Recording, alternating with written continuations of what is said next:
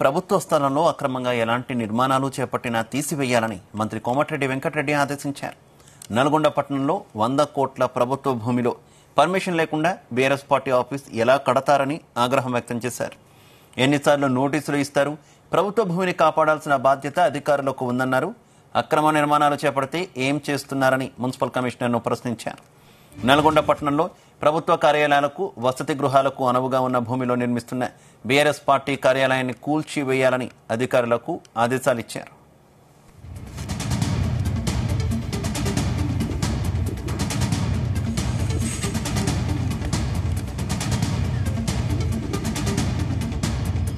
అన్ని హాస్టల్లో ఎస్ఎల్బిసి దగ్గర ప్రపోజల్ పంపించి ఒక 1 month లోనే హాస్టల్స్ అన్ని కూడా కట్టడం, అన్ని వసతులతో ఉన్న హాస్టల్ కట్టడం. అందుకనే మీరందరూ కూడా ఇంతమంది కోట్ల రూపాయల ఆస్తి కూలగొట్టినప్పుడు ఒక్క మాట నీ మాట్లాడిందా? కంపెన్సేషన్ ఇవ్వకుండా చేయలే.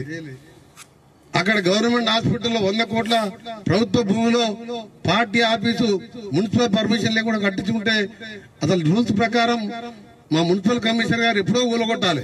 నేను చెప్పలే, నేను చెప్తే ఆయన ఊలగొడుతుండే. కమిషనర్ గారు ఉన్నారు ఎక్కడ? కమిషనర్ గారు ఆఫీస్ పర్మిషన్ ఉన్నదా? అదే పేదోడు ఇల్లు కట్టుకుంటే పర్మిషన్ లేకుండా కూలగొడుతావా, ఉంచుతావా? మరి ఇదెందుకు కూలగొడుతున్నావు? నోటీస్ ఎన్ని రోజులు ఇచ్చి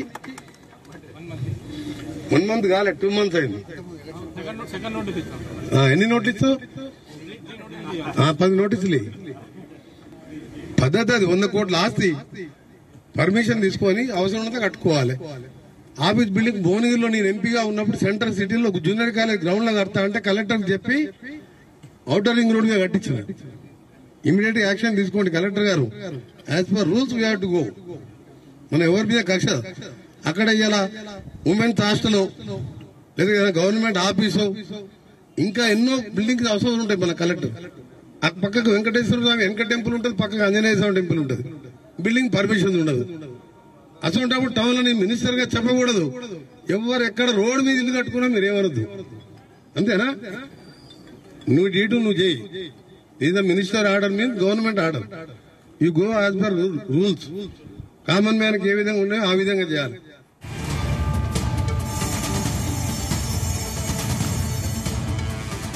రైట్.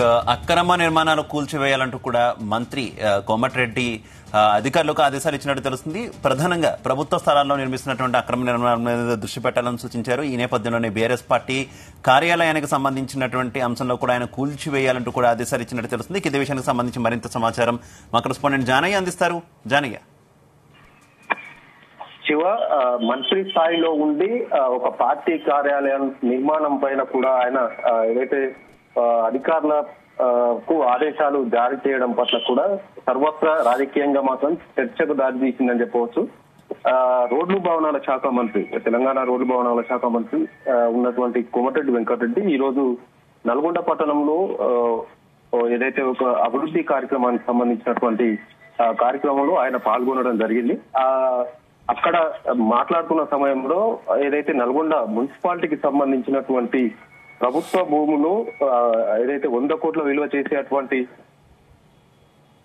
బీఆర్ఎస్ ప్రభుత్వంలో ఆ పార్టీకి సంబంధించినటువంటి పార్టీ కార్యాలయాన్ని నిర్మించుకునేందుకు లీజుకు ఇచ్చినటువంటి భూమిలో వారు ఏదైతే బీఆర్ఎస్ పార్టీకి సంబంధించినటువంటి పార్టీకి చెందినవారు దాని కార్యాలయం నిర్మాణానికి సంబంధించి అనుమతులు లేకుండా బిల్డింగ్ కానీ హాల్ ఏదైతే మీటింగ్ హాల్ కు సంబంధించి నిర్మాణాలకు సంబంధించి పర్మిషన్ తీసుకోకుండా కట్టుతున్నారనే దాని విషయంలో ఈ గందరగోళం నెలకొందని మాత్రం చెప్పవచ్చు. ఇప్పటికే మున్సిపల్ కమిషనర్ కూడా బీఆర్ఎస్ పార్టీ కార్యాలయం నిర్మాణానికి సంబంధించి అనుమతులు తీసుకోకుండా నిర్మాణం చేపట్టారనే నేపథ్యంలో పలుమార్లు ఇప్పటికే నోటీసులు కూడా బీఆర్ఎస్ పార్టీకి అందజేయడం జరిగింది. కానీ ఈ నోటీసులకు సంబంధించి బీఆర్ఎస్ పార్టీ సంబంధించినటువంటి జిల్లా అధ్యక్షులు కావచ్చు, పార్టీ నాయకులు కూడా ఈ నోటీసులకు స్పందన మాత్రం లేదని చెప్పవచ్చు. ఈ నేపథ్యంలోనే ఒక కమర్షియల్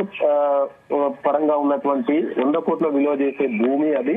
అక్కడ ప్రభుత్వ కార్యాలయాలు గాని, వసతి గృహాలకు సంబంధించి నిర్మాణాలు గాని ఇవన్నీ చేపట్టే విధంగా ప్రభుత్వ అవసరాలకు ఉపయోగించుకునే విధంగా చేయాలనే ఉద్దేశంతో ఈ వ్యాఖ్యలు చేసినట్టుగా మాత్రం కాంగ్రెస్ నాయకులు చెప్తున్నారు. కానీ ఇది కావాలనే ఒక పార్టీ కార్యాలయానికి సంబంధించి గతంలో ఉన్నటువంటి ప్రభుత్వాలు పార్టీ కార్యాలయాలు నిర్మించుకునేందుకు ఏదైతే ప్రభుత్వ భూములకు సంబంధించి లీజు పరంగా దాదాపుగా 30 ఏళ్ల నుంచి 30 ఏళ్ల వరకు ఒక లీజు ఉంటుంది. అలాగే 99 ఏళ్ల వరకు మరో లీజు అగ్రిమెంట్ ఉంటుంది. ఈ నేపథ్యంలోనే గత బీఆర్ఎస్ ప్రభుత్వం నల్గొండ జిల్లా బీఆర్ఎస్ పార్టీ కార్యాలయ నిర్మాణానికి ప్రభుత్వానికి చెందినటువంటి భూమిని 99 ఏళ్లకు లీజుకు తీసుకోవడం జరిగింది. అక్కడ బీఆర్ఎస్ పార్టీ కార్యాలయ నిర్మాణం చేపట్టడం జరిగింది. నిర్మాణం దాదాపుగా పూర్తి కావచ్చింది. పార్టీ కార్యాలయం మాత్రమే ఓపెన్ చేయాల్సింది. ఈ నేపథ్యంలోనే గతంలో కూడా కోమటిరెడ్డి వెంకటరెడ్డి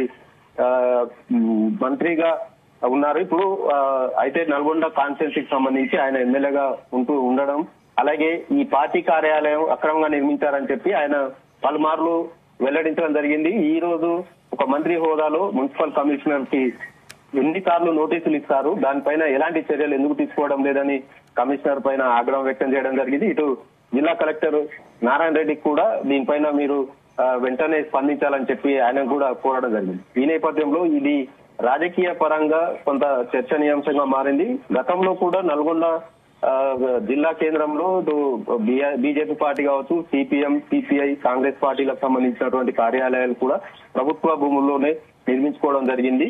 ఇప్పుడు బీఆర్ఎస్ పార్టీ కార్యాలయం కూడా లీజు పరంగానే నిబంధనల ప్రకారమే ప్రభుత్వం నుంచి తీసుకొని నిర్మాణం చేపట్టడం జరిగింది. దీనిపైన లీగల్ గా కోర్టు ద్వారా లీగల్ గా కూడా వెళ్లేందుకు బీఆర్ఎస్ పార్టీ నేతలు కూడా సిద్ధమవుతున్నారు. కానీ కోమటిరెడ్డి వెంకటరెడ్డి చేసినటువంటి ఈ వ్యాఖ్యలతోటి తెలంగాణ వ్యాప్తంగా కూడా టీఆర్ఎస్ కార్యాలయాలు అయితే జానయ్య కొద్ది రోజుల వరకు కూడా మనం ఆంధ్రప్రదేశ్ లో పక్క రాష్ట్రంలో ఉన్నటువంటి ఆంధ్రప్రదేశ్ లో నడిచినటువంటి వ్యవహారం చూసాం.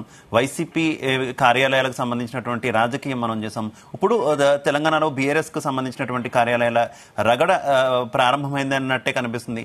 ఏంటి అసలు రాజకీయ పార్టీలకి భూమి బదలాయింపు విషయంలో కావచ్చు నిబంధనలు ఏ రకంగా ఉన్నాయి? ఎందుకు ఈ రగడ నడుస్తుంది కొత్త ప్రభుత్వాలు వచ్చిన తర్వాత? ప్రభుత్వ నిబంధనల ప్రకారంగా ఏదైతే గవర్నమెంట్ భూమిలో పార్టీ కార్యాలయాలు నిర్మించుకునేందుకు లీజు పరంగానే మాత్రం ఆ భూముల కేటాయింపు జరుగుతుంది పార్టీలకు.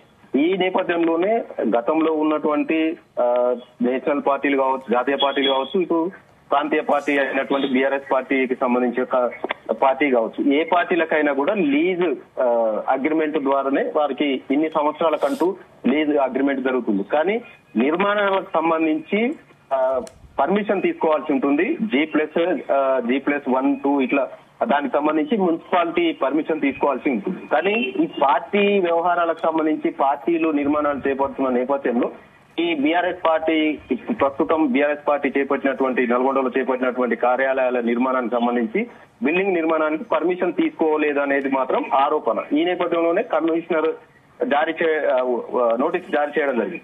అయితే ఈ వ్యవహారం పార్టీలకు సంబంధించి మధ్య వారుగా చూడొచ్చు. గతంలో కూడా ఇదే మంత్రి కోమటిరెడ్డి వెంకటరెడ్డి హైదరాబాద్ లో బీఆర్ఎస్ పార్టీ భవనాన్ని కూడా కూల్చివేస్తాం, అది స్వాధీనపరుచుకుంటామని కూడా ఆయన వ్యాఖ్యలు చేయడం జరిగింది. మొన్న ఏపీలో ఏర్పడినటువంటి ఏదైతే కూటమికి సంబంధించినటువంటి ప్రభుత్వం వైసీపీ కార్యాలయాలను కూడా కొన్ని కూలగొట్టడం జరిగింది, మిగతా వాటికి నోటీసులు ఇవ్వడం జరిగింది. కానీ పార్టీలకు సంబంధించి నిర్మాణాలు చేపట్టేందుకు గత ప్రభుత్వాలే మొదట ఉన్నటువంటి ప్రభుత్వ భూములను లీజు పరంగా వాళ్ళకు పార్టీలకు కేటాయించుకోవడం, నిర్మాణాలు చేపట్టడం జరిగింది.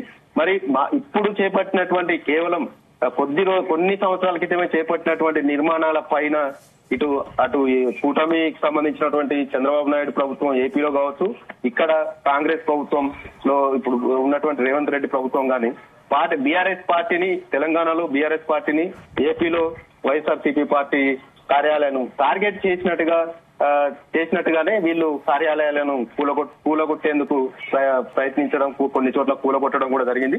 దీనిపైన రాజకీయంగా మాత్రం దుమారం లేచే అవకాశం ఉంది.